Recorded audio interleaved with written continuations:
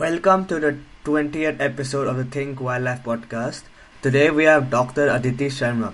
She is currently a veterinarian at the Animal Husbandry Department of the Uttarakhand Government with vast experience in wildlife translocation. So, hi, Dr. Aditi. Welcome to our podcast. Thanks for your time. It's my pleasure. Thanks for inviting me.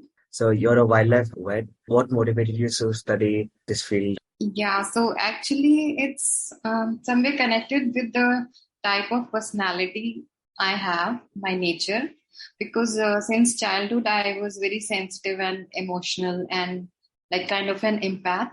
So I could sense the pain of others, and I really wanted doing something so that I can be a part of healing the pain. So as I grew up, I realized that uh, for human beings, it's not that difficult.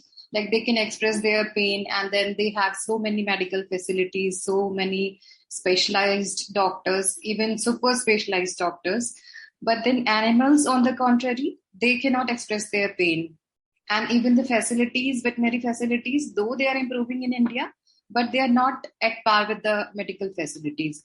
So that is why I selected that I would be working for the animals. So I decided to get the admission in veterinary college. What have been some challenges you have faced in this field? Yeah, actually, it's unfortunate. I'm not very happy to say this.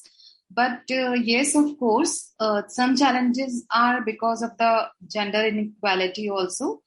Or rather, I'll say that maybe our society, it has been changing over the years, but still they believe that the field work that requires a lot of physical capability, physical work is not for the women. So I had to face a number of inequalities, gender inequalities, but otherwise, uh, I was fortunate enough that I had a very good team under me.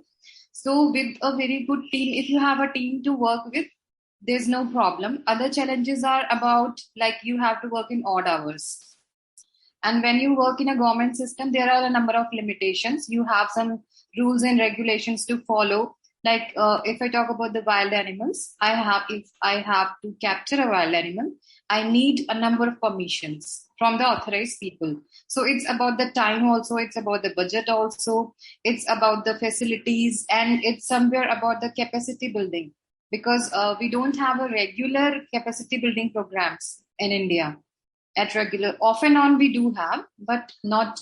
And a very big challenge was that I did my graduation and post graduation in veterinary sciences, but then in the curriculum of the veterinary, the BVSC, there's not much about the wild animals. So I had to study that separately before working for the wild animals. That leads to my next question. So, where do you think India is lacking in terms of wildlife health and wildlife veterinary? Yeah, okay. I have to admit that it's still lacking in this, though it is improving. When I started, then there was a different situation, but now lot many people are working in the wildlife field. Even a lot of female lady veterinarians are also working in the wildlife field. But the thing is, like we have, first thing is the graduation curriculum which we have, the VCI, through VCI which we have, doesn't cover much about the wild species. Then we have only a number of colleges, veterinary colleges, in which we can do the masters in wildlife sciences. And then the problem is that we have only few institutes in the name of wildlife management. Like I can, for example, I can name Wildlife Institute of India, then Center of Wildlife Studies. Like these, we have 4 or 5 centers all throughout India. But like we have veterinary colleges, that infrastructure we don't have in veterinary sciences. And that is why we find it difficult to build our capacity. So there comes a need that we have to go abroad and learn more things. Curriculum, and then it's lacking in the facilities, the number of courses which we have. Okay, so how do you think this field can be improved in India? It can be improved. Actually, the problem is that we have veterinarians, but somewhere we are divided into different sections. Like some veterinarians, they are working for the breeding, so they consider themselves a separate section. Some are working in the field, so they consider them as field veterinarians. Then the ones who are teaching, who are in academics, they consider themselves as scientists. So with lot of different sections, we are not coming together to improve the facilities for our fraternity. So what we need to have is that we, with a combined voice, we have to say this, that first and foremost thing is that we should have a change in the curriculum, include much more things about the wildlife species.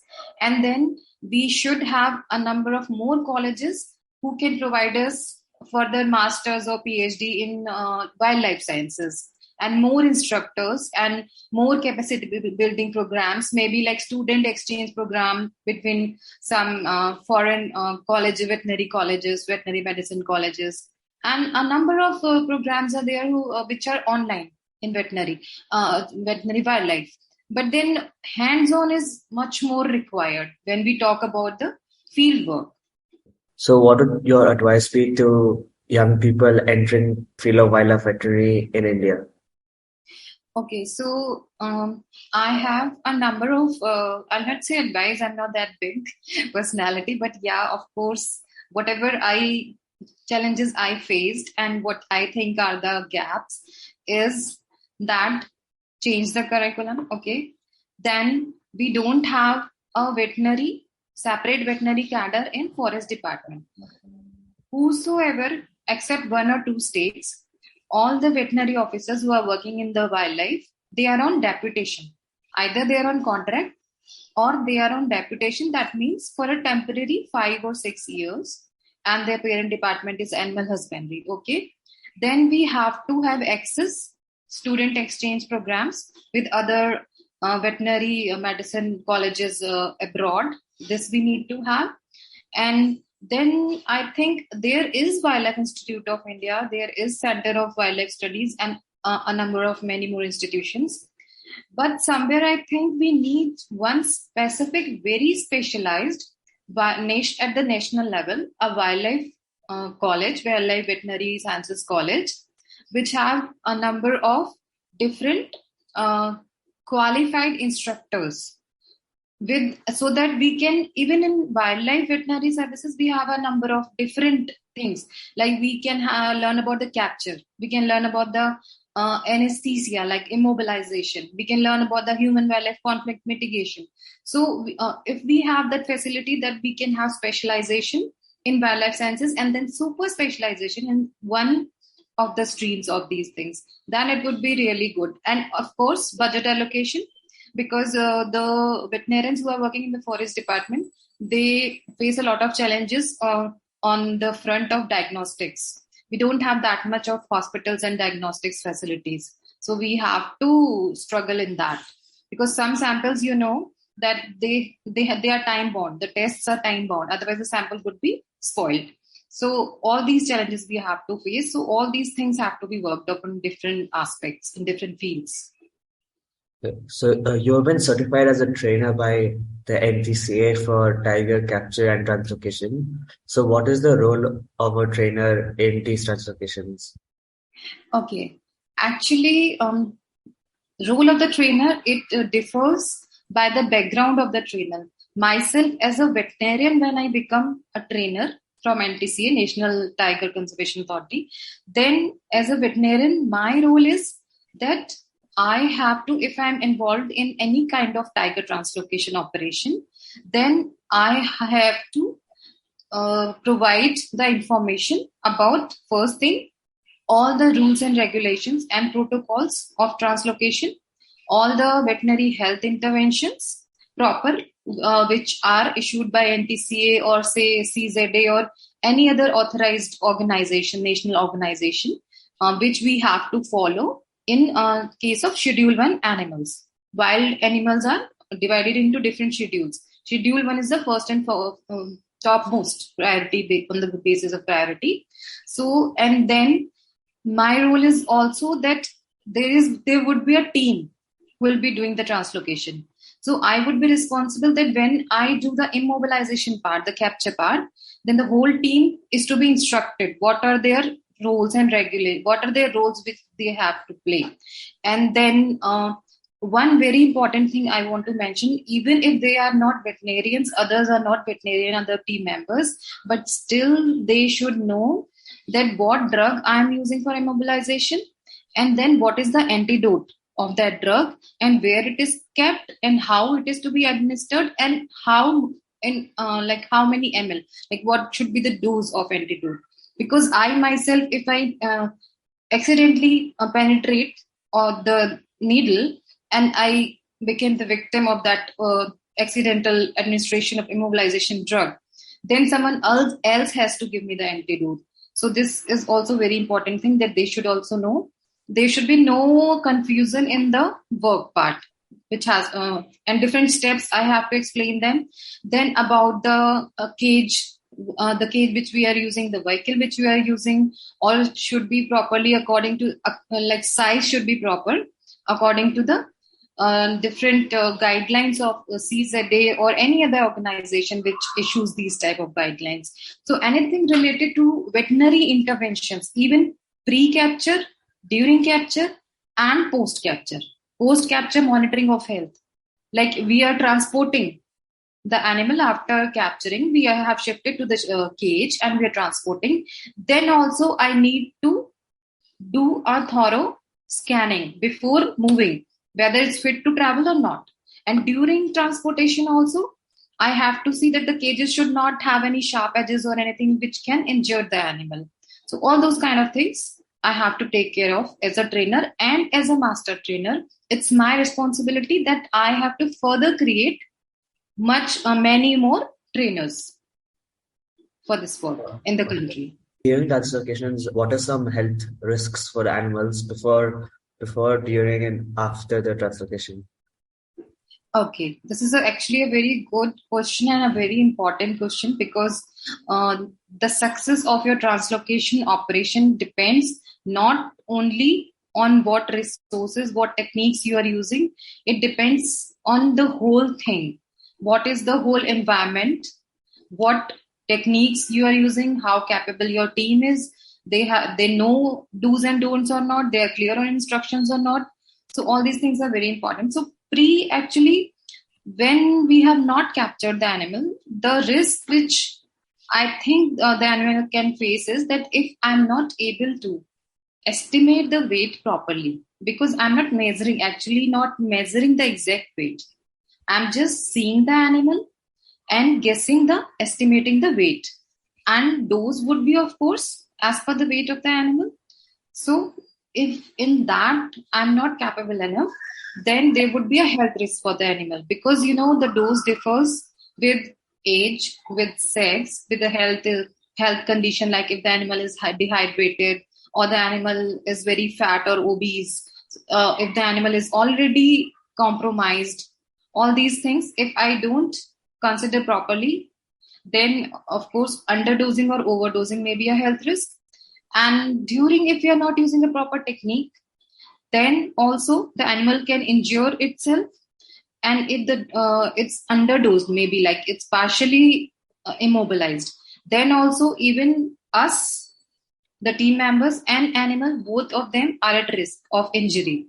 Then during capture, when we shift it to the cage, then our stretcher should be proper. Other things which we are using, the net we are using, if we are using jab stick for the top of, everything has to be perfect. We cannot allow anything which can injure the animal or injure our team members. Then after capture, we have shifted the animal. Then we have to see whether it's fit for the travel or not. Then is there any pre-existing disease? Are there any apparent wounds or injuries? Or if I can see any apparent lesions of any disease, all those things. And then what would be the time duration the travel would take? So depending on that time duration, as per the guidelines of animal welfare also, we have to stop at various intervals for feeding the animal or giving the water. Or maybe just because we cannot, at a stretch, we cannot move the animal like more than a particular kilometers. So all these things have to be kept in consideration. The immunity level of the animal, then a number of infections. Like if we are not using proper protective gears, then we can also transmit some kind of diseases to the animal. So risk of infections is also there. Zoonotic disease infections, risk of wounds is there, risk of complications due to drugs is there, due to different resources we are using. All these health risks are included. So it's a very like complicated thing, but yeah, if we do it properly, if we know the proper protocol and we have the proper assets and resources, then it's not that difficult. Now, moving on to wildlife health in the bigger picture, in a more ecosystem uh, outlook. So, in recent years, one particular disease has been plaguing India's wildlife, and that is canine distemper disease. Talk a bit about what this disease is and why it is a threat for a lot of India's carnivores. Okay, canine distemper is actually a viral disease, and it's caused by a RNA virus, that is Mobile virus. And it is important, and we are discussing this because it's a disease which can be transmitted from domestic dogs to wild animals as well. Like, for example, a number of CD cases in lions, a number of deaths of lions in Gujarat and also in Serengeti and once in East Africa. A lot of cases were there in which the lions died due to canine distemper virus. So that's why we are very much concerned about it. And the other thing which makes us much more concerned is that the mortality rate is high. We have only symptomatic treatment for that canine distemper, but we don't have any sure treatment which can cure. I'm not saying that the animals cannot recover. If it's in the beginning phase, we get to know, we can identify the symptoms, and we start the symptomatic treatment. Then of course, the animal can recover. But once it's in the second or third phase, and the seizures start, then it's very difficult. It's mostly fatal. And the thing is that it involves it's a multi-function disorder. A number of our systems, the animal body systems are involved, like respiratory, digestive, then brain, spinal cord. A lot of systems are involved. We can see the discharges from nose or oral and nasal discharges, then inflammation of eyes, seizures, tremors, a lot of things we can, diarrhea, vomiting, all these. So it's a very critical kind of disease. That is why. But yes, there is a vaccine. It's not available in India, but when there was a need, it was imported from outside further, using it in the lions. So vaccination is there. So at least we have a ray of hope that we can control that. Talk about some ways to prevent the disease in wild pop. I've heard that they're trying to use vaccines for the lions. Prevention, of course, always is better than cure. And for prevention, first and foremost thing is that prophylaxis, vaccination is the first thing. Then once the animal is already suffering from that disease, then we have to isolate or confine that animal. That particular animal who is suffering from CD should not interact with other healthy animals. And if I see on the broader scale, then like domestic dogs, the stray dogs, they should not come in interaction with the wild animals, wild canids, wild phalids and wild canids.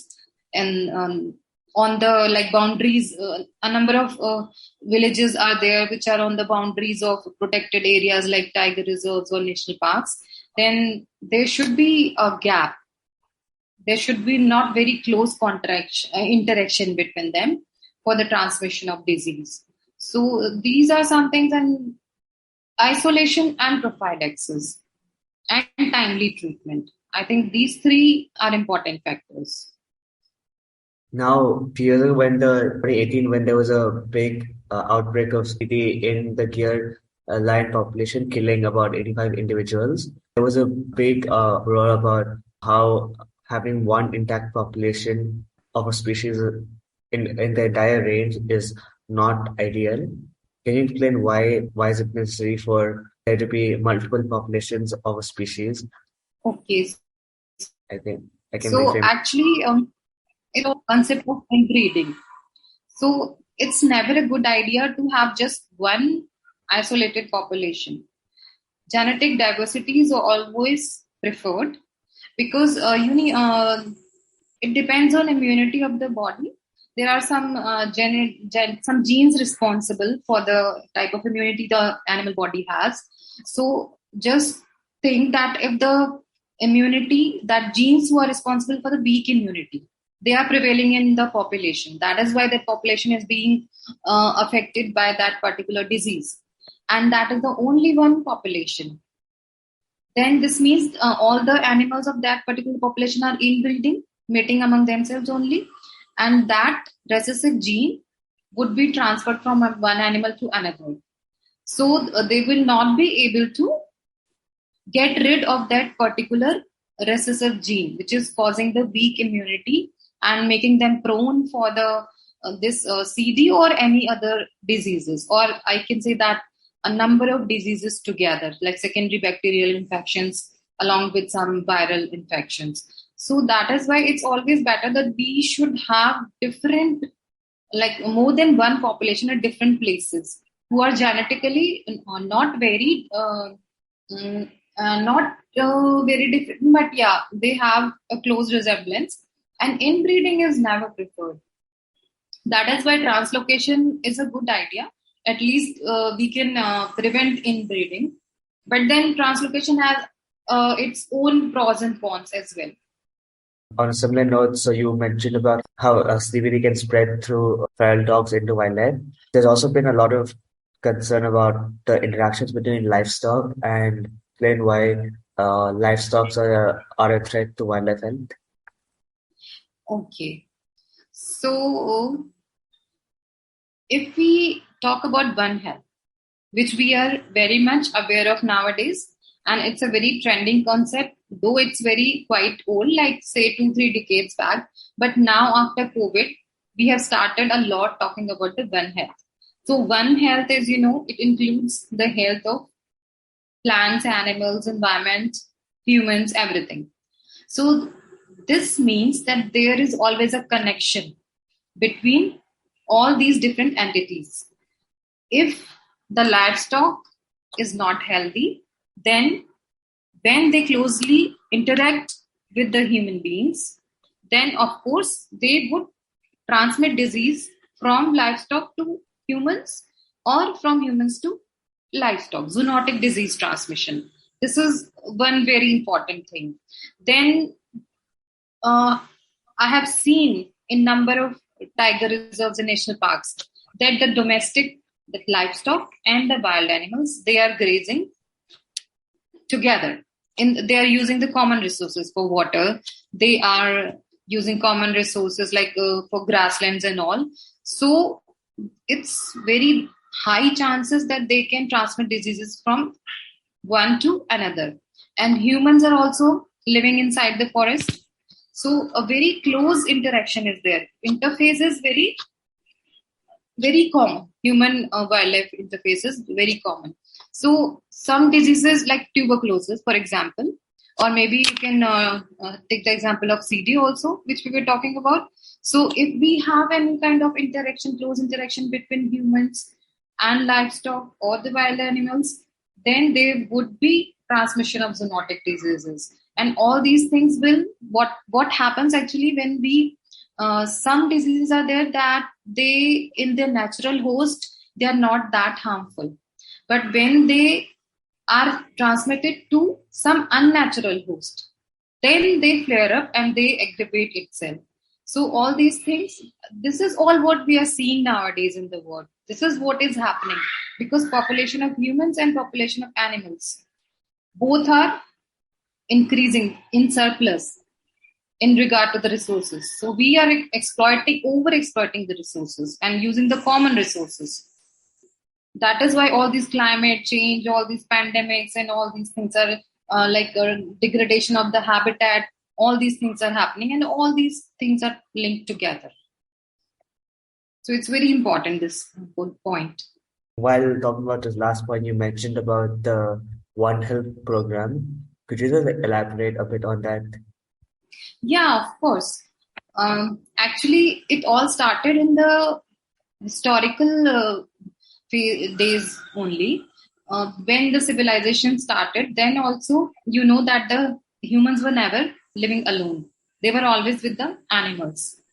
Whatever may be the reason, either that they domesticated the animals or they kept the animals for the sake of hunting, they helped them in hunting, all those things, but they were never alone.